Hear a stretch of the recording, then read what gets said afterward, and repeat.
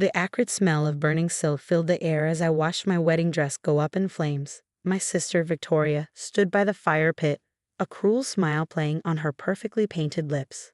"You don't deserve this dress," she said, watching the delicate lace blacken and curl.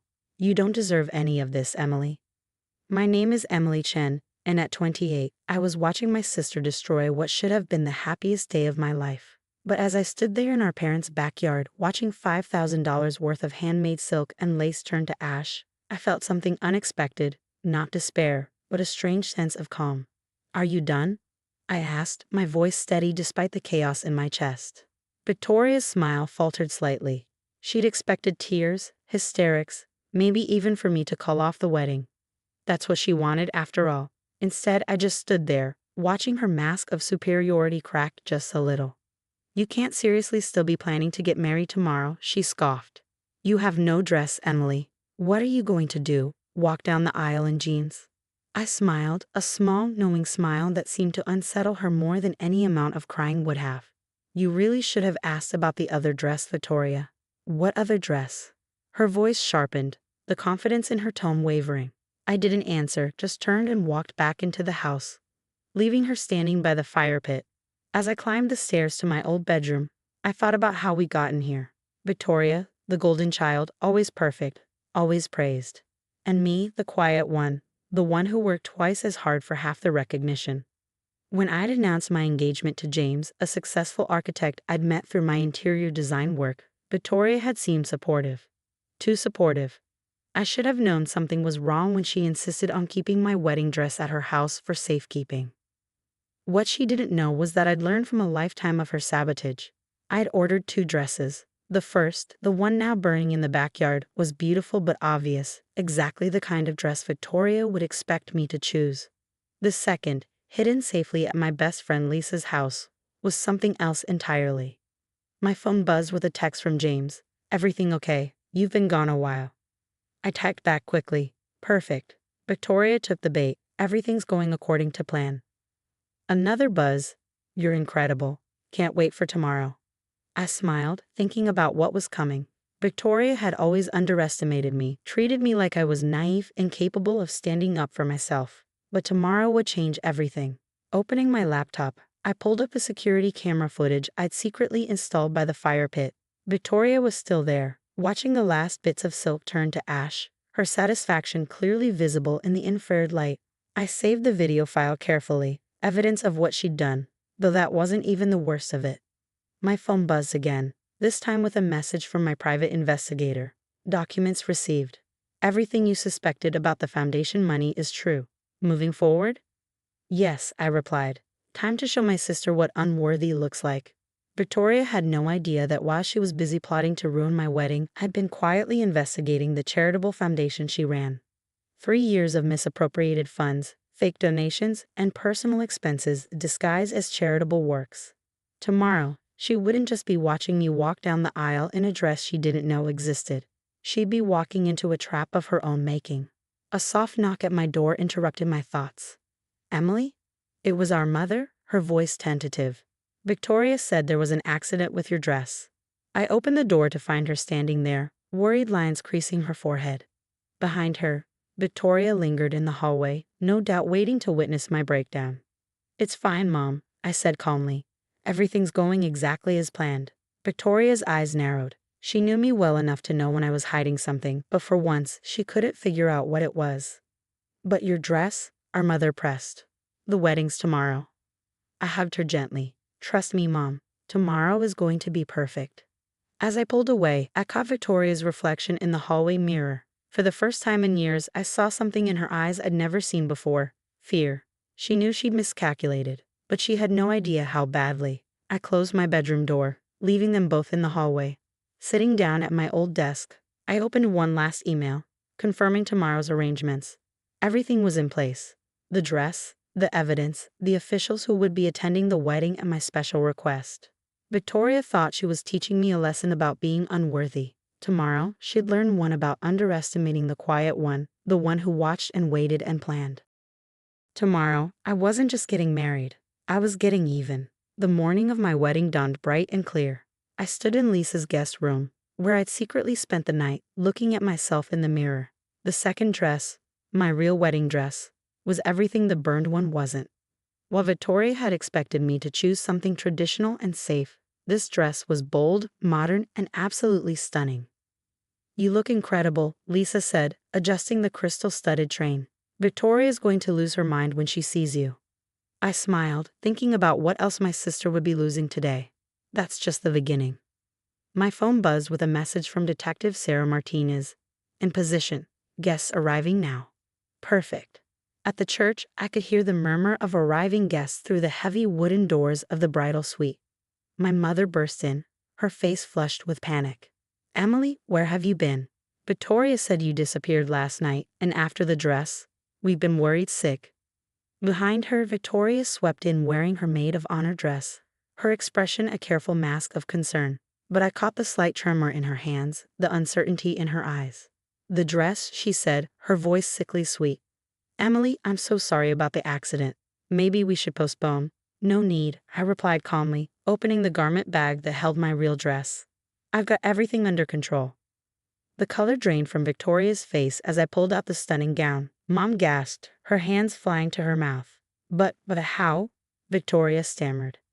"I've learned from experience," I said, meeting her eyes in the mirror. "Always have a backup plan when dealing with accidents." Victoria's face hardened.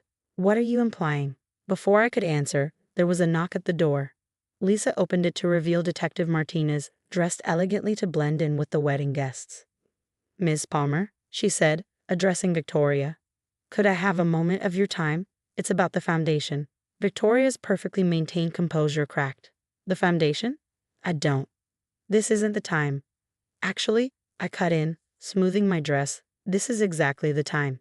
Did you really think I wouldn't find out about the missing money, Victoria? The fake donations? The private jet trips disguised as charity work?" Our mother looked between us, confusion turning to horror on her face. "Victoria, what is she talking about?" Victoria's mask finally shattered completely. "You," she snarled, turning to me. "You did this? You've been investigating me?" "While you were busy plotting to ruin my wedding," I said calmly, "I was busy exposing your fraud. Every dollar you stole, every fake receipt, every lie you told your donors. I found it all." Detective Martinez stepped forward. "Ms. Palmer, we have some questions about several large transfers from the foundation's accounts." "This is ridiculous," Victoria spat. "You can't prove anything." I pulled out my phone, showing her the security footage from last night. "Just like you can't prove the dress burning was an accident. I have everything on video, Victoria, your confession included." She lunged for my phone, but Detective Martinez was faster, stepping between us. "Ms. Palmer, please come with me. We can do this quietly now, or we can wait until after the ceremony in front of all your donors." Victoria's face contorted with rage and fear. "You planned this," she whispered. "You wanted everyone to be here to see this." "No, Victoria," I replied, fixing my veil. "I just learned from the best. Isn't this what you always taught me? Go big or go home?" Our mother had sunk into a nearby chair, her face ashen. "All these years," she murmured. "The foundation. Your father and I were so proud." "Mom," I said gently, "I need to get ready. The ceremony starts in 20 minutes. Victoria looked wildly between Detective Martinez, our mother, and me. "You can't do this to me," she pleaded. "Not today. Not at your wedding." "Why not?" I asked. "You were willing to ruin my day. Consider this your karma." As Detective Martinez led Victoria away, I turned back to the mirror, adjusting my veil one last time. Lisa squeezed my shoulder supportively. "Ready?" she asked. I nodded, feeling lighter than I had in years. More than ready. Through the window, I watched as Victoria was discreetly escorted to a waiting car, her perfect world crumbling around her. She'd spent years making me feel unworthy, but in the end, she'd been the one living a lie. The wedding coordinator poked her head in. 5 minutes, Emily." I took one last look in the mirror, smoothing the dress that Victoria never knew existed. In a few minutes, I would walk down the aisle to marry the man I loved, while my sister faced the consequences of her actions. Sometimes the best revenge isn't about getting even. It's about rising above and showing them exactly what unworthy can achieve. The wedding ceremony was perfect, though not in the way Victoria had expected. As I walked down the aisle, I could feel the collective gasp of the guests. The dress I'd chosen, a sleek, modern design with intricate beading that caught the light with every step, was nothing like the traditional gown Victoria had burned. James's face lit up when he saw me, and in that moment, all thoughts of Victoria faded. This was our day, and no amount of sabotage could ruin it. But the real drama unfolded at the reception. I was sharing my first dance with James when my phone buzzed with a message from Detective Martinez. Story breaking on local news. Foundation fraud exposed. Right on cue, I noticed several of Victoria's high society friends checking their phones, their faces shifting from confusion to shock. The whispers started spreading through the ballroom like wildfire. $3 million missing. Palmer Foundation under investigation. Victoria Palmer arrested. My mother approached me as the dance ended, her eyes red but her head held high. I spoke with your father, she said quietly. He's at the police station with Victoria. She confessed to everything. I nodded, squeezing her hand. I'm sorry you had to find out this way, Mom. No, she said firmly. I'm sorry. Sorry we didn't see what was happening. Sorry we didn't see you. The truth was coming out faster than even I had anticipated. Victoria's carefully constructed facade was crumbling in real time, and the guest list I curated, full of foundation donors, board members, and local media, ensured maximum exposure. Lisa appeared at my elbow with a tablet. You might want to see this. On the screen was a breaking news article. Palmer Foundation scandal. Director arrested at sister's wedding. The photo showed Victoria being escorted to a police car, still in her maid of honor dress. Miss Palmer, a voice called. I turned to find Mr. Richardson, one of the foundation's biggest donors, approaching. I must say, this is quite the unexpected turn of events. Mr. Richardson, I greeted him calmly. I hope you understand why I chose to handle it this way. He nodded gravely. For years I've donated to that foundation, believing in Victoria's vision. I appreciate you bringing this to light. He paused, studying me thoughtfully. We'll need someone to oversee the restructuring of the foundation, someone with integrity and attention to detail. I smiled, understanding his implication. I'd be happy to discuss that after my honeymoon. As the evening progressed, more details emerged. Victoria's scheme had been elaborate but ultimately sloppy. She'd gotten careless, confident that no one, especially not her unworthy sister, would ever catch on.